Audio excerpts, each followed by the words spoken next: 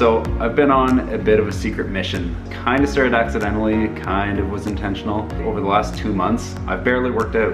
I have played hockey maybe 3 or 4 times in total, done lots of work at the gym, at the cottage, but over that time, I haven't really been in a consistent workout routine. I've also not been eating the healthiest over the last 2 months. Honeycombs, Wendy's, A&W's, multiple A&W's, Tim Hortons sandwiches all the time, ice creams, sushi. I'll blame Rachel for the sushi. From that and from not working out, I've gained 10 pounds in the last month and a half. 10 pounds of body fat. I just stopped working out, started eating a little bit more junk food. A lot of it was eating late at night. I've got to say that's definitely the easiest time to overconsume. Honestly, I'm even a bit surprised how much I gained, because if you've been healthy and fit for a long time, you just kind of naturally assume the whole thing about genetics is probably at least somewhat true. So with that said, now it's time to get things back on track. This is why I'm posting this video right from the start. Some good public accountability. Hint, use some public accountability on yourself when you're gonna do something.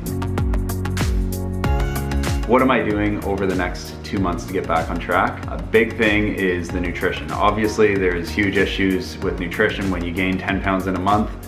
If you're gaining weight at all, it's probably a lot to do with nutrition. So for nutrition, my biggest priority is making sure I'm in a caloric deficit, and I'm primarily doing that by delaying when I'm eating in the morning. Piece number 2 is the workouts. I'm gonna keep this super simple.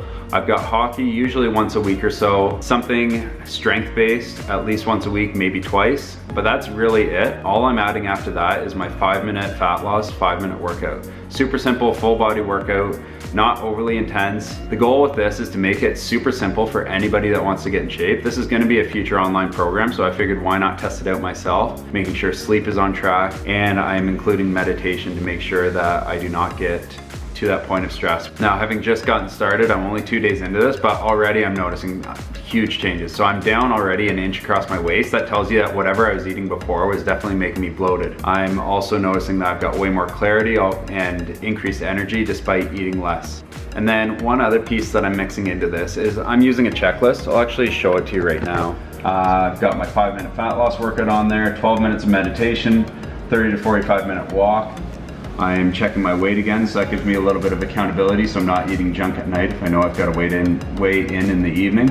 And then I've got what's called my evening gap, and the evening gap is basically gratitude, accomplishments, and planning and preparation. Get that positive momentum rolling, whether that was hydration, could be work stuff, and honestly, that's about it. I'm eating in a caloric deficit, getting my hydration, making sure I get out for that walk, my 5-minute muscle metabolism stimulation workout, bit of mobility and corrective stuff so I feel good so I'm not getting all stiff and tight. Make sure I get my sleep, keep stress down with that meditation, and just keeping it really simple, because when you're busy, I'm busy, you're probably busy. When you're busy, you need stuff to be simple in order to be successful. So that's it for this little chat, this episode, the first installment in my own personal 5-minute fat loss program, and I will check in with you again and let you know how it's progressing. All right, have a good one.